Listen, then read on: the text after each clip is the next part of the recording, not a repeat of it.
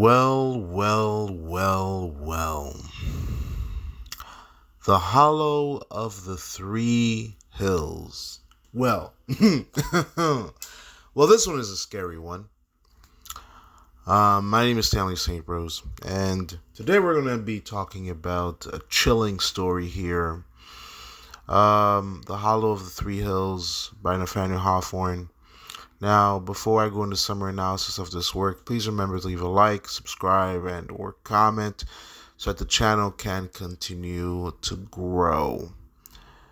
My goodness, this is a very scary story. So basically what happens here, you have an old lady and you have a young lady. The setting is creepy, dying grass, dying trees, a putrid pond. And this young lady has set up a meeting with this old lady. The young lady is the one that set up the meeting. Now the old lady is a witch. All right. This meeting place that they're meeting up. It's a place where people did witch stuff. So all types of rituals and types of things. So this is very creepy to begin with. And the young lady has left some important people behind, and she wants to know what's going on in their lives. And so she comes to this old lady to really get some information. Now this old lady is a witch. She's a bona fide witch. And so she sits on a tree trunk and she makes the young lady kneel before her and put her head on her knees, and the old lady takes her cloak and covers the young lady's head. Now let's be very clear, let's be very straightforward here. Let's not beat around the bush. This is all witchcraft, this is all demonic, this is all dark, this is deep into the world of darkness here.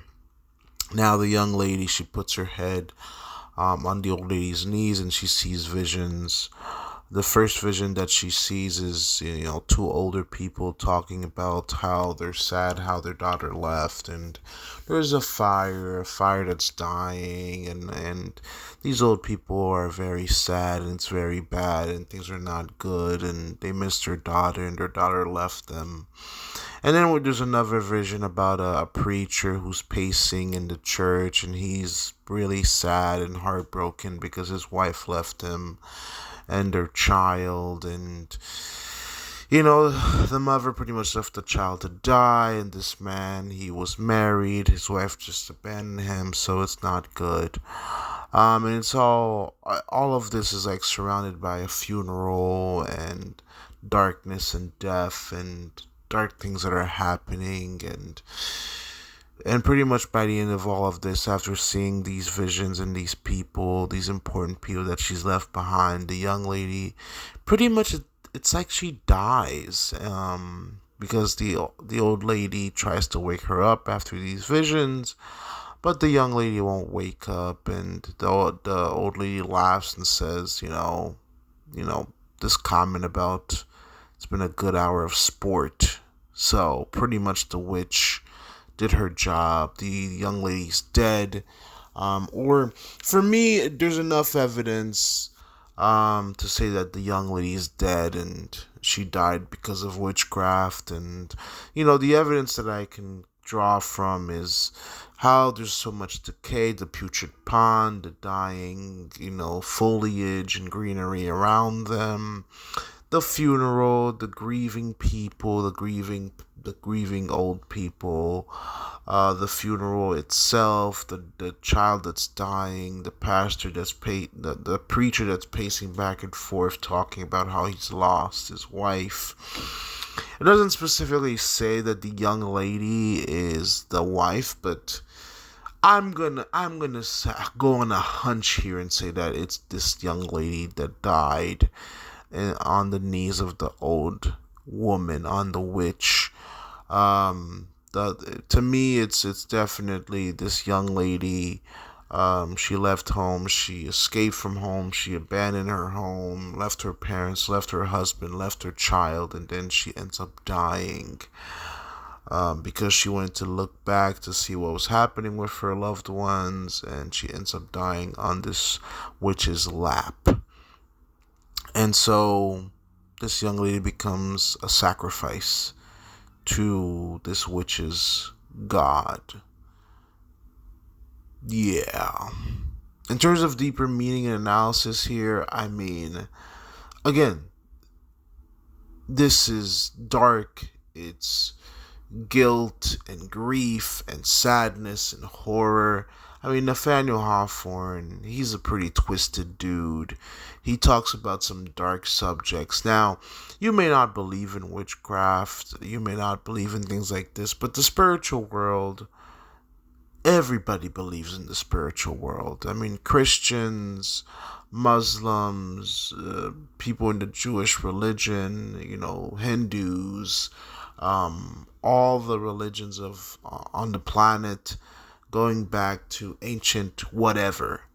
All humans, like 99.9999% of humans, believe in the spiritual world, believe in something higher, believe in there's something going on behind the scenes.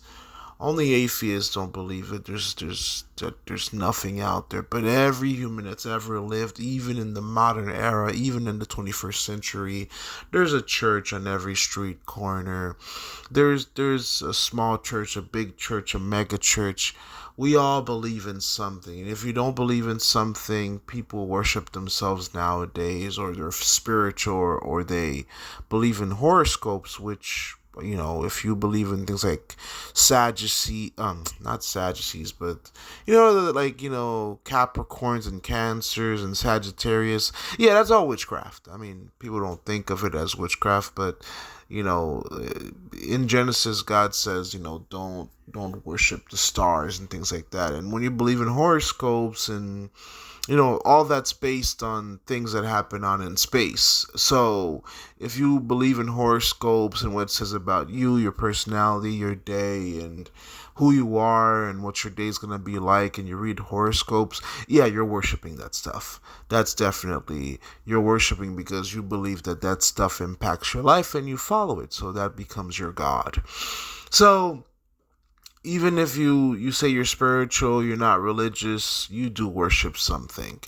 And whenever we dive into into a Nathaniel Hawthorne story, it does really touch upon spiritual things, witchcraft and things like that, and the dangers and the horrors of it, because the witch says it herself.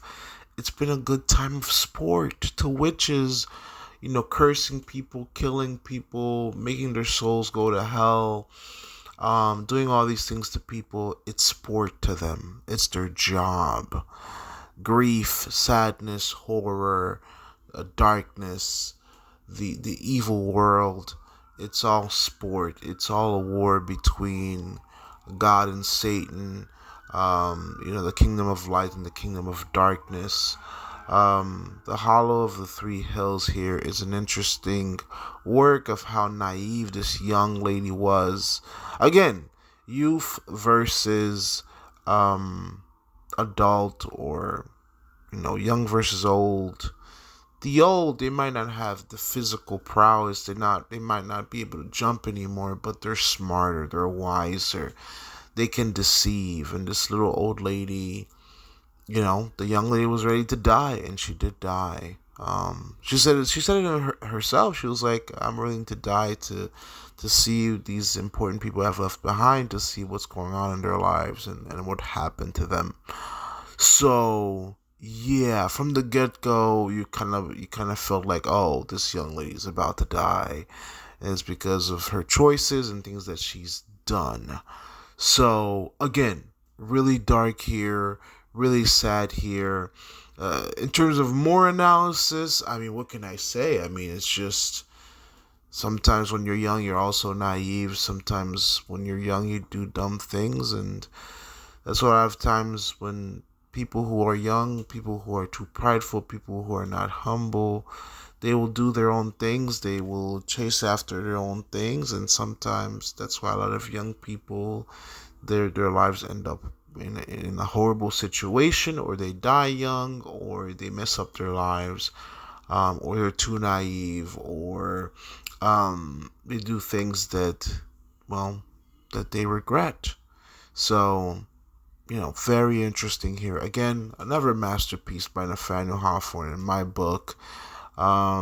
Nathaniel Hawthorne just doesn't miss. Just doesn't miss. But that's all I had to say about this work. Please remember to leave a like, subscribe, and or comment. And I'll see you guys in the next video.